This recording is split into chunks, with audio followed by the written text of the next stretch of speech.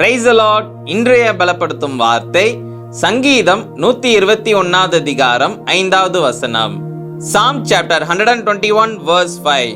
கர்த்தர் உன்னை காக்கிறவர், கர்த்தர் உன் வலது பக்கத்திலே உனக்கு நிழலாய் இருக்கிறார். The Lord is your protector, the Lord is your shade on your right hand. ஹல்லேலூயா. வேதவசனம் சொல்கிறது கர்த்தர் உங்களை காக்கிறவர். அவர் நீங்க எங்க போனாலும் உங்கள் பக்கத்திலே வந்து உங்களை பாதுகாத்து உங்களை வழி நடத்துகிற தேவனாக இருக்கிறார்.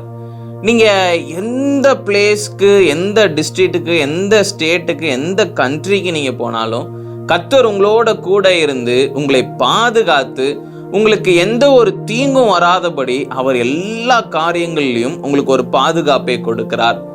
அதனாலதான் இன்னைக்கு நம்முடைய வாழ்க்கையில எந்த ஒரு தீமையிலும் நம்ம சிக்கி கொண்டு நம்முடைய வாழ்க்கை அழிந்து விடாதபடி நம்ம பாதுகாக்கப்படுகிறோம். காரணம் கர்த்தர் நம்மளை காக்கிறவராக இருக்கிறார். அப்ப இன்னைக்கு உங்களுடைய வாழ்க்கையில அநேக காரியங்கள்ல நீங்க சோர்ந்து போயிருக்கிறீங்க. எல்லாமே தலைகீழ இருக்குது. என்னுடைய வாழ்க்கை முடிந்துருமோ?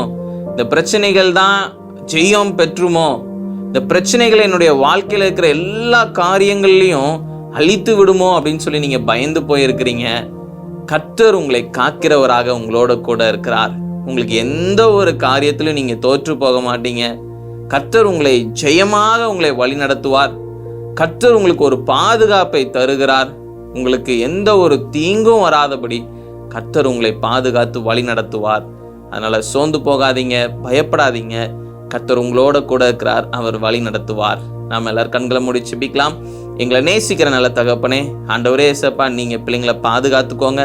ஆண்டவரே ஏசப்பா, அவங்க பிரயாணப்பட்டு போகிற நேரங்கள்லயும் நீங்க பாதுகாப்போட ஆண்டவரே செல்ல நீங்க உதவி செய்யுங்க. ஆண்டவரே ஏசப்பா, மனுஷங்களால ஏற்படுகிற எல்லா தீமைகளிலிருந்து விலைக்கு பிள்ளைங்களை பாதுகாத்துக்கோங்க.